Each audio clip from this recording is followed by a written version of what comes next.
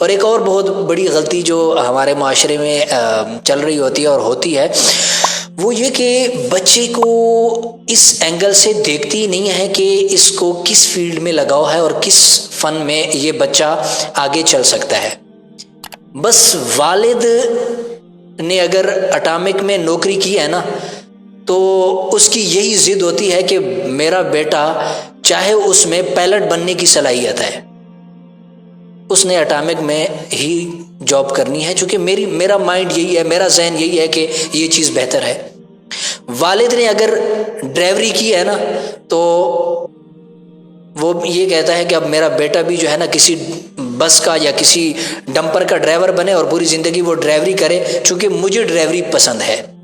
ٹھیک ہے، میں نے خود کراچی میں ایک بابا جی ادارے کے گیٹ پہ نوکری کر رہے تھے اور بڑی عمر کے تھے، اسی ادارے میں ان کو ضرورت تھی اس کی جھاڑو دینے والے کی، تو کئی آدمی انہوں نے بدلے، لیکن جو ہے وہ کوئی جھاڑو دینے والا، ادارے کی صفائی کرنے والا نہیں بن رہا تھا۔ تو وہ بابا جی جو ہے نا ایک نوجوان کو، نو عمر کو،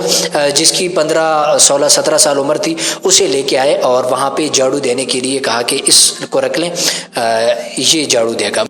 بابا جی سے پوچھا کون ہے؟ کہہ رہے تھے کہ یہ میرے بیٹے ہیں۔ تو مجھے بہت حیرانگی ہوئی، میں نے کہا کہ بابا جی آپ نے اپنی پوری زندگی یہاں ایک گیٹ کے اوپر کھڑے ہو کے نوکری کرتے گزار دی ہے، بوڑھے ہو گئے، آپ کی داڑھی سفید ہو گئی ہے، تو اب آپ نے اپنے بیٹے کے لیے بھی بڑا عجیب فیصلہ کیا ہے کہ اس کو اسی ادارے میں جو ہے جھاڑو دینے پہ آپ نے اس کے لیے ملازمت ڈھونڈ لی ہے۔ آپ ایسا کریں کہ اس کو کسی اور جگہ تعلیم دلوائیں، ابھی تو اس کے پڑھنے کے دن ہے، یہ پڑھ سکتا ہے، آگے بڑھ سکتا ہے۔ نہیں، ان کے ذہن میں وہ بات بیٹھ ہی نہیں رہی تھی، ان کے ذہن میں یہ تھا کہ یہ ہمیں کہہ رہے ہیں تو کون سا یہ درست بات کہہ رہے ہیں۔ ٹھیک ہے،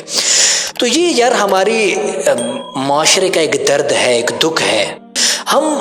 بغیر دیکھے بچوں کو ایسے رخ پہ دھکیل دیتے ہیں کہ جس سے وہ اپنی صلاحیتوں کو کھو دیتے ہیں، اور پھر بعد میں ہم ہی پچھتاتے ہیں کہ کاش کہ اس نے کسی اچھی فیلڈ میں قدم رکھا ہوتا۔